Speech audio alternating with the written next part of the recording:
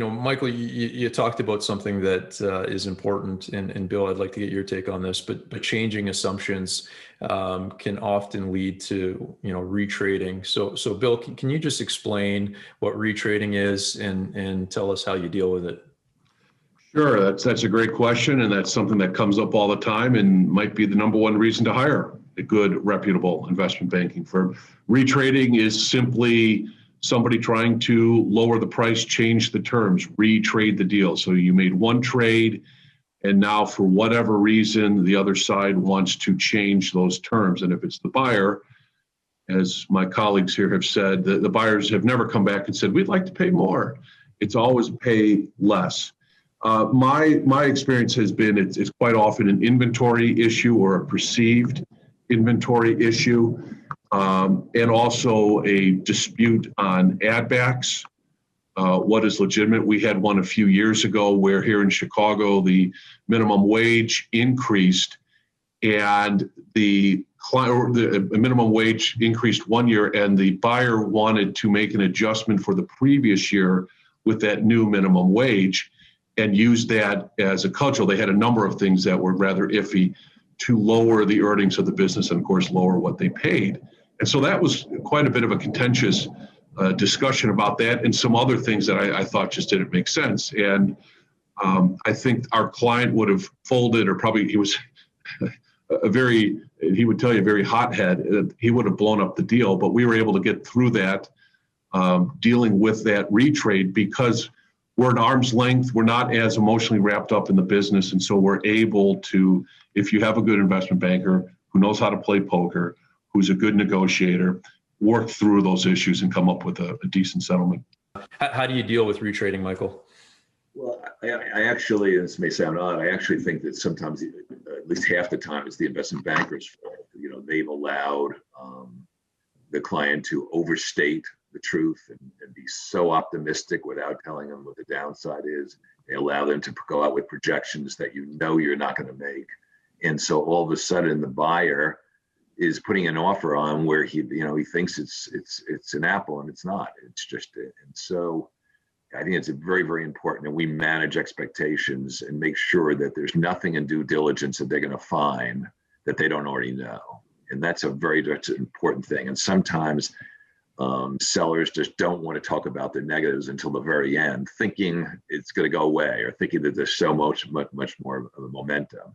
And unfortunately, buyers take just the opposite. If they're learning something in the last month of due diligence, they're not gonna, and it's worth a 5% price reduction. They're probably gonna take a 6% reduction. It's just, what else haven't you told me? And so it's something that behooves the client to make sure that they're providing as accurate and full picture as possible prior to going exclusive.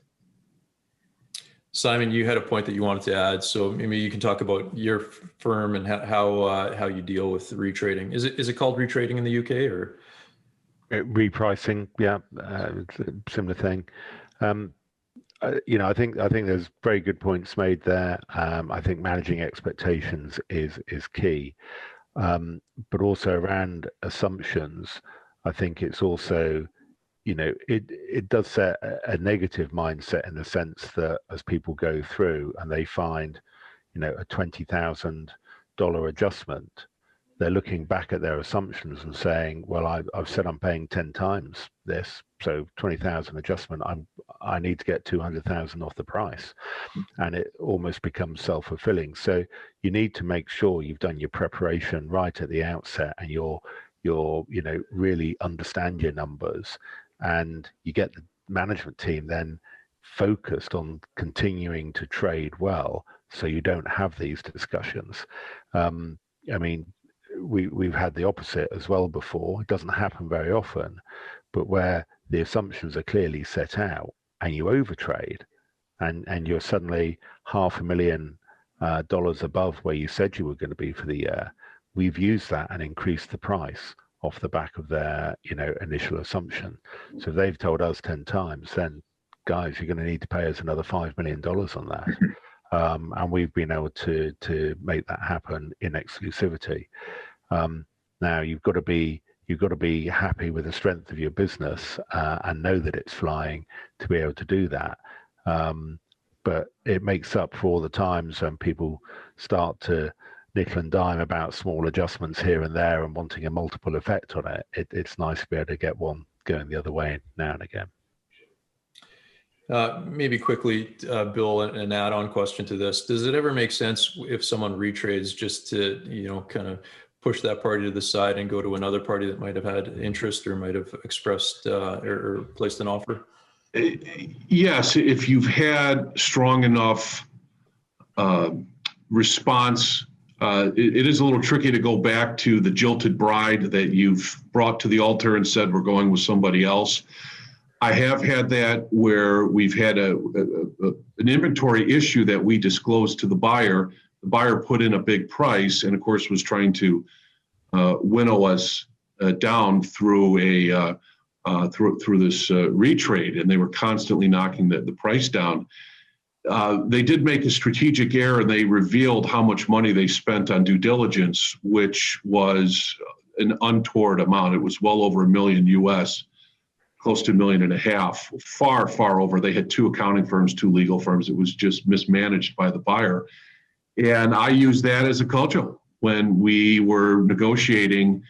I was going to kick them out. I told them, I was going to tell them that, don't you have a flight to catch? Because I knew they would have a tough time going back to their private equity firm and say, we need $1.5 million for the deal that didn't close. And fortunately, we were able to get that done. My client blinked and agreed to a slight concession. I wanted to play hardball. But, that's where you read the tea leaves. And if somebody makes mistakes and it gives you that bit of information, that's up to us to play poker, to play that hand and drive the best deal possible.